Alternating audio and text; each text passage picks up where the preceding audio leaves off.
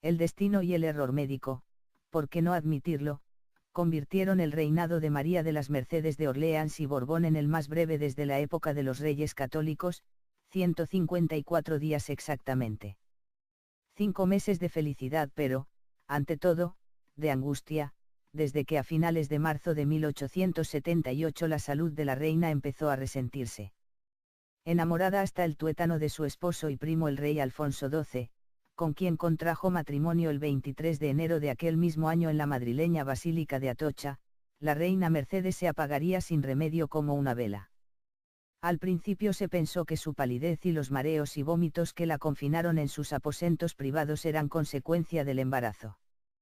Poco después, el doctor Tomás Corral y Oña, marqués de San Gregorio y médico de cabecera del rey, intentó detener en vano la amenaza de aborto. El trance ocasionó un serio disgusto al monarca, preocupado también por verse privado del sucesor que tanto anhelaba. Más de un siglo después, el doctor Enrique Junceda valoraba así el triste acontecimiento. La etiología de este aborto es difícil de precisar, pues se presentó al regreso de un largo paseo a caballo, hecho que pudo haber sido puramente casual o bien desencadenante del mismo, o pudo ser también la interrupción gravídica derivada de la infección latente que poco tiempo después había de llevarla al sepulcro. Sea como fuere, el padre de la malograda parturienta, Antonio de Orleans, duque de Montpensier, recomendó cautela a su regio yerno en una carta enviada desde Bolonia, el 2 de abril, venga ahora el sermón, después de este mal parto, toda precaución ha de ser poca, hay que quemar las sillas de señora, los coches de jacas, los brecs duros, y al menos, indicar chaiselongue y descanso absoluto, perdona eso a un viejo abuelo que tiene también mucho empeño en serlo también por tu lado. Restablecida en apariencia en el mes de abril, la reina Mercedes acusó de nuevo un paulatino cansancio desde finales de mayo. Nuevamente, los médicos sospecharon que podía tratarse de otro embarazo, dadas sus persistentes náuseas y vómitos.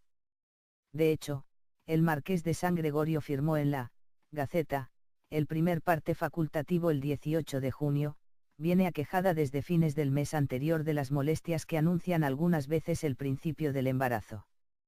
En estos últimos se ha observado en siglo majestad una fiebre poco intensa de forma intermitente y tipo irregular, que ha desaparecido en virtud de los medios apropiados, pero persiste la predisposición al vómito y la inapetencia, con el malestar y debilidad consiguientes.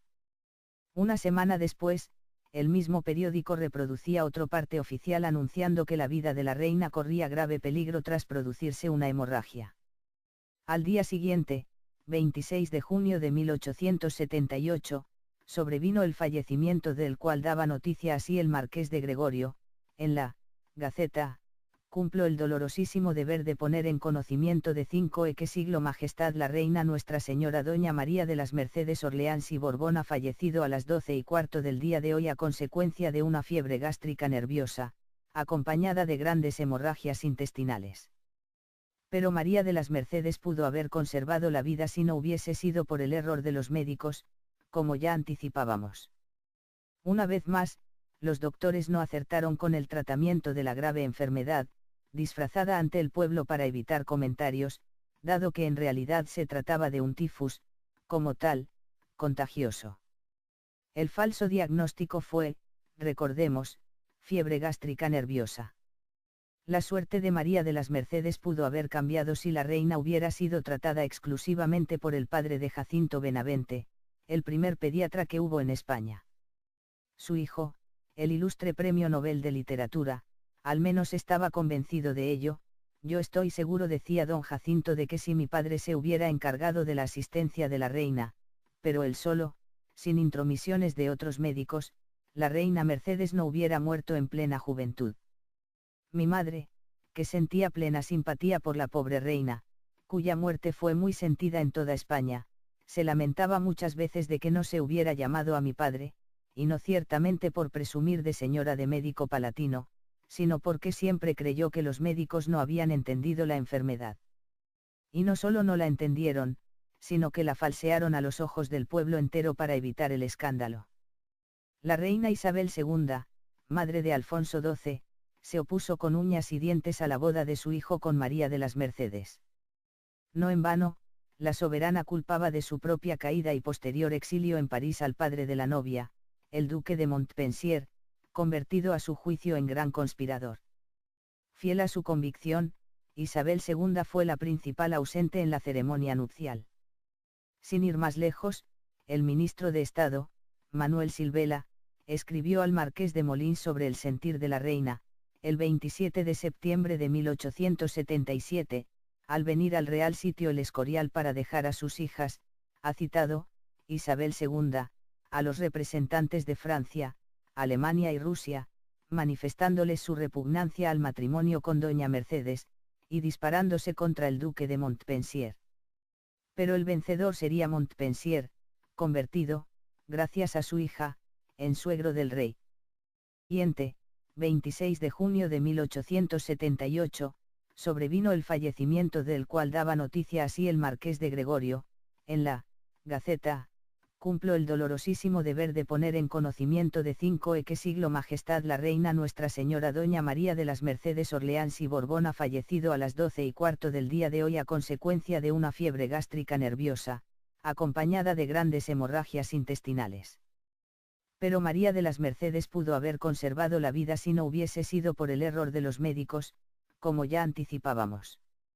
Una vez más, los doctores no acertaron con el tratamiento de la grave enfermedad, disfrazada ante el pueblo para evitar comentarios, dado que en realidad se trataba de un tifus, como tal, contagioso. El falso diagnóstico fue, recordemos, fiebre gástrica nerviosa. La suerte de María de las Mercedes pudo haber cambiado si la reina hubiera sido tratada también por tu lado. Restablecida en apariencia en el mes de abril, la reina Mercedes acusó de nuevo un paulatino cansancio desde finales de mayo. Nuevamente, los médicos sospecharon que podía tratarse de otro embarazo, dadas sus persistentes náuseas y vómitos. De hecho, el marqués de San Gregorio firmó en la Gaceta, el primer parte facultativo el 18 de junio, viene aquejada desde fines del mes anterior de las molestias que anuncian algunas veces el principio del embarazo. En estos últimos se ha observado en siglo Majestad una fiebre poco intensa de forma intermitente y tipo irregular, que ha desaparecido en virtud de los medios apropiados, pero persiste la predisposición al vómito y la inapetencia, con el malestar y debilidad consiguientes. Una semana después, el mismo periódico reproducía otro parte oficial anunciando que la vida de la reina corría grave peligro tras producirse una hemorragia. Al día siguiente, preocupado también por verse privado del sucesor que tanto anhelaba. Más de un siglo después, el doctor Enrique Junceda valoraba así el triste acontecimiento.